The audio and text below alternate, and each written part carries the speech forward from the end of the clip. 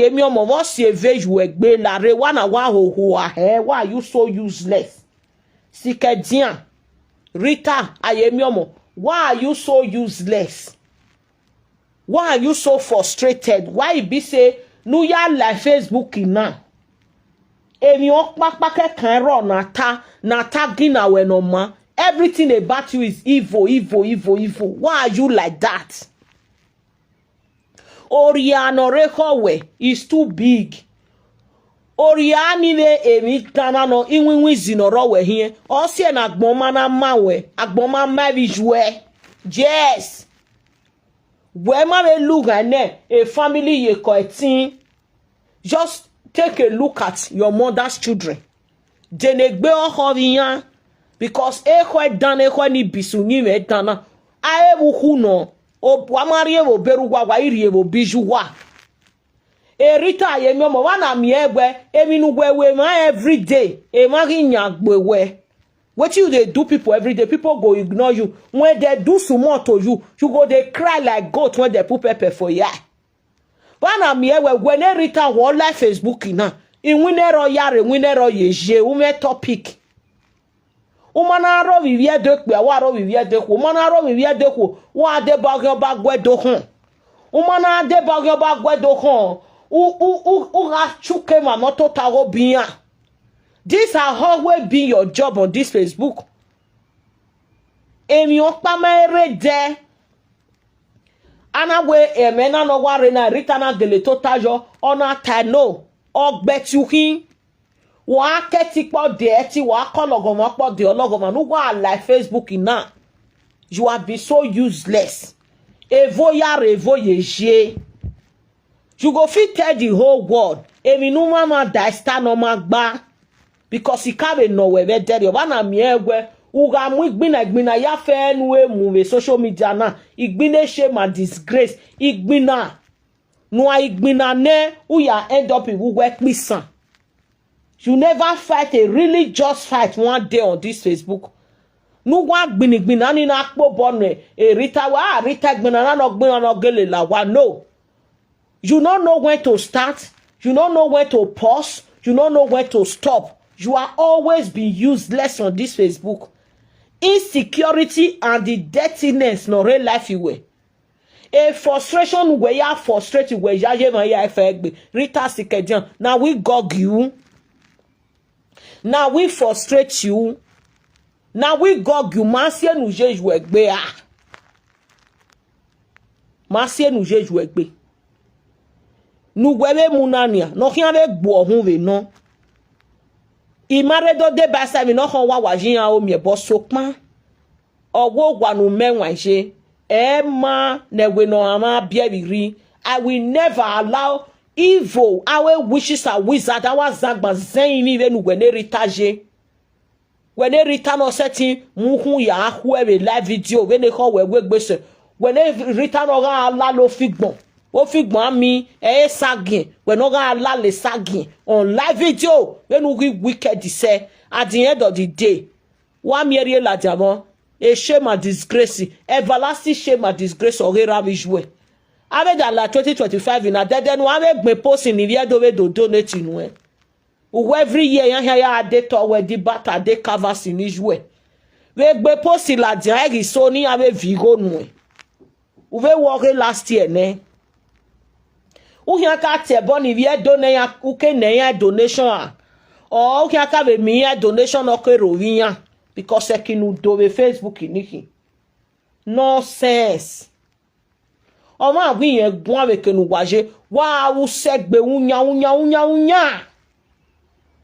Rita ayemi ọmọ dẹ̀dẹ̀ nu atami rí ẹ̀dọ́ e mama dánú tẹ mama dáìsítà náà máa gbá nù sójí because èrè àzẹ́ ya operate àzẹ́ ga ìmàmì mama dán dàwọ̀ máa gbá they trying for night trying e no work daytime like this they will suddenly start to fight you for no reason.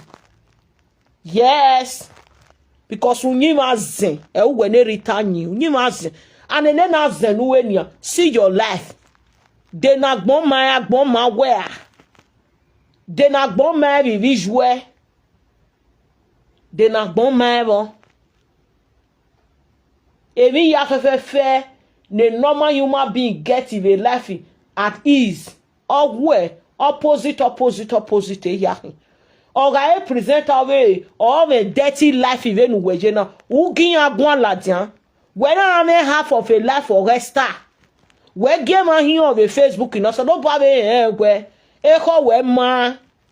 When you hear ya inyo ma, when you hear ya oppress ma, o shero sa no ba mana kwe. No distance is all born. We gi sojina sikadian. Ikatama we dere gu we ne rita wo de mwere regboto wo me memory problem. Because Esther nu we gi dwa isojina wo we wa waka aro video saga Esther with Facebook ina. You are such an evil person. Rita Ayemiomo, you are such an evil person. There is social media noria. Where you are the lowest, one of the most useless human being with this Facebook. Then you open or red dog when no man ne rouge no salo boaji ve de agbe we salo boari egbe nu rie ne Rita niye. Error, you are useless. Where all calf ya chukema. Emani guy who so who make a forgiveness and who say okay who supported Esther after 2019 audio 2020 2021 through 2022 you were supporting her through 2023. The question is Nuwegina so nage you support Esther Esther ma pay way back. Were you really supporting Esther in the right way? Were you really supporting Esther with the whole of your heart? Or you were supporting Esther with a benefit? You were supporting Esther with benefit, a Rita. Because they didn't support you, no support Esther Vegerio. Area ya probotoma. Wahe we saga tie boni jema tie boni rema rovie ma no mase kenuje u ya mu hu Esther yo u do agbe mati u do legbesta tie boni 24 bit go rie 24 bit u legbesta rovie o rie jeje bari u legbesta rovie don don nice u fiunu ye ka fiunu ju do rie lejan iye ta we bi ye je wa tie boni ne Esther why you hu wa mu Tega o sanu dazi e diedo veni kao. No mu diani vie dona. E skimi. E destiny. JJ Barry. 24 bidon nice. And all the rest show promoter. Etinu wate ye. Eme a de support estana yagbe. Edekere. E video run ni ye joy yarovye. OKH. Ige ogege. Ogege celebrated a 24 BT. Igo viawe de gweji adie webo. Oma celebrated a man ne destiny bagwa mure. Ona arov yokwoni. They were trying to sow a seed of disunity among these people. I will say 24 BT I wish wa gwi where a 24 BT then ne destiny vie ma de ona agege vie mari beni ne we video na rivia we nu wa wegedo we wa seasonia why seasonia. These people, they are not enemies, they are businessmen. They have a way. Destiny get a way. He gets in own fans. JJ Barry gets in own fans. 24 bit gets in own fans. Don Nice gets in own fans. Why on this Facebook? If we do not ye show it 24 bit, what are we yan? What we yan? If you no measure what? If you no measure what? If you no measure what? Why ye ni esta rovi carov you do over roviri? I will son in our studio. Ona you wasi one. Ona akmo wana weya. When Esther, when a Rita Kokobiri ladian. Mame kadori ade mahama we go kamukala wegbe. Umege nu yaka 2 days ago. You are confessing. Waka. Erita na zagba zeini. Uraka. Umamie no hama wewe tuka. I am here to tell you. Azen weni talking agbuwe. Azun weni. Wugwavi jore na zenu. Waye kuifon wugwagbe. E diedo ye ya benoton gia wayaka. Unugi no wugwe. Azen we ya mwe gbugwe ye yidigwe azen we ya sie gbugwe riyeke azen o ma gwa vivi jouer okpa ma ana mi ogwe old age ai mwera mi jouer le okian eruwe vi jouer ne na mwe o ladi sigioga neru no ma ari mu jouer le okian because of a everlasting shame and disgrace no run be Facebook rudu ni mu gwe nerita no ho wana nu gwe gina soge Esther Ladiando saga wawoda fun. Aka saga egbe. Wawu wagbina Esther. Esther went to the studio to thank Kuna. To thank Kuna. Ugi mosusu yaya awe marriage otiku. Yaya amuigo ye. Mr. Lawrence uhun. Oga amave. Owe gbe marriage ogwiyejini. Marriage otiku. Marriage mababa. You not go let the rest.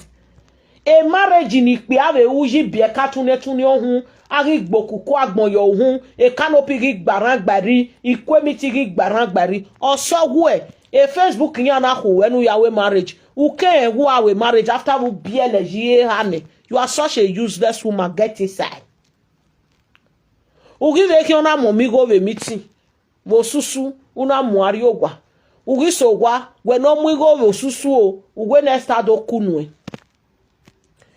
Umaseti afford no ya muesta. Eva nuke mohu muesta. Me mata move away last week. I told you guys. In a way, in a Rita Kokobiri, le Lester Honji, a marriage otiku, a marriage mababa, a marriage na uwe does me, marriage na uwe ku. A video nesta ne Rita yagbokuku. O wane Rita na gbokuku. Ame soke silly. It don't go clear the media now. Ya hamad me ban of the video we mama beg and no fifa. They're supposed to go bring up. And then we agbo kuku. U we rob your two when they kere. When we are van na kita. Pare.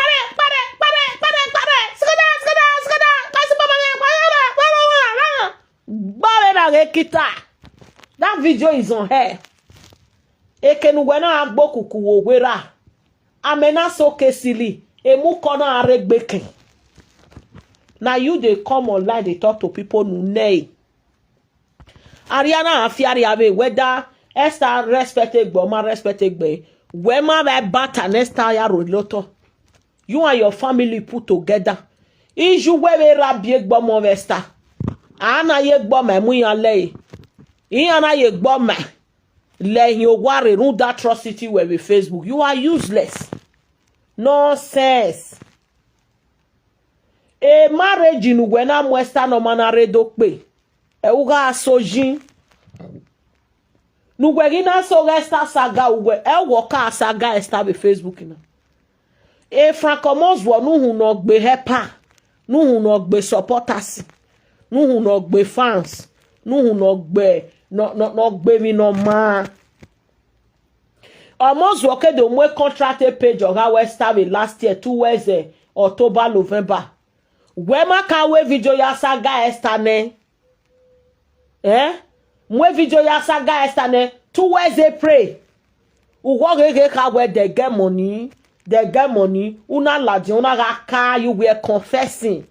Venu ya mwe mesta ariye adahe. Venu ya mwe mwari uhun loko he. Venu ya gada emani wu. Venu ya gada emani ragbon. Venu ya zese. Venu ya wemi ya fefe. Egbe na weme ya gawe. Wene Rita. Useti mweme stari uhun loko. Umuari ada. Umuari oke. Umuari ame. Wema seti lele na ya fe.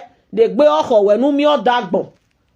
Numi emi no ma. Degbe ge yi kan. Nuwe yi je frustration we yo gbo man lwe na ya fe negbo e. No be you first saga Esther. Una do aka, you were confessing on a live video. Una aka. Wema ka phone we saga Esther.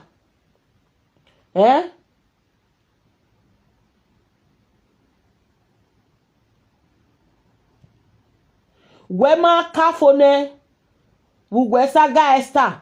Almost one who dake ya mwe a contract a page of our Esther. Giagbode na temata igbina na tu hian be gbina bu no bobu no we. E die de we nika o hian ruwa we gboto. E resta re isese o hian gba o hoju ohun. Yes, e resta ri sese o hian gba o hoju ohun.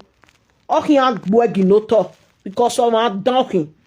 Runde azen weme uya onwa oppressema. Egba enu e Facebook na ihian bunu e fun e jedo we ni kai mota no ka we ke oba e denu we ka ya support jore no ki oba ni ka hu e do kian e jedo we ni ka o gemi kemi nu kian wu kan ni obi e do ne o ki oba se uga wu gbegbu uga wu gbigi ogwa we to never be well with you return yemi omo. You are such an evil person, one of the lowest, bitter, wicked, barbaric azagba zen in or Facebook in a more tired zone.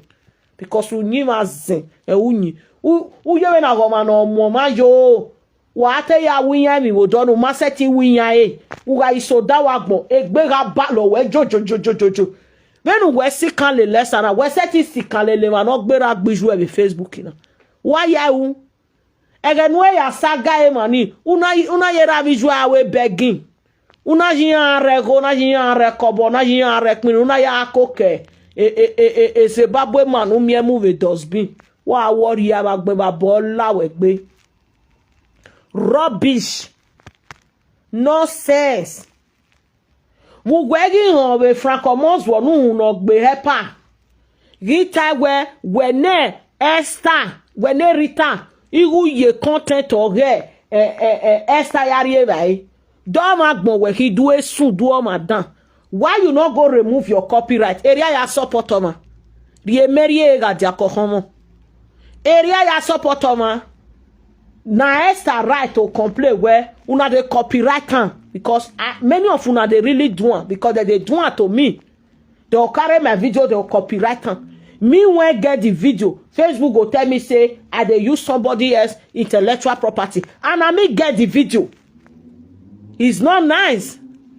Wu gwegi hon iwani pe te ya support Esther no okay we no original you even Facebook no use they give person that kind of copyright not the spoil page they go send out to you share revenue.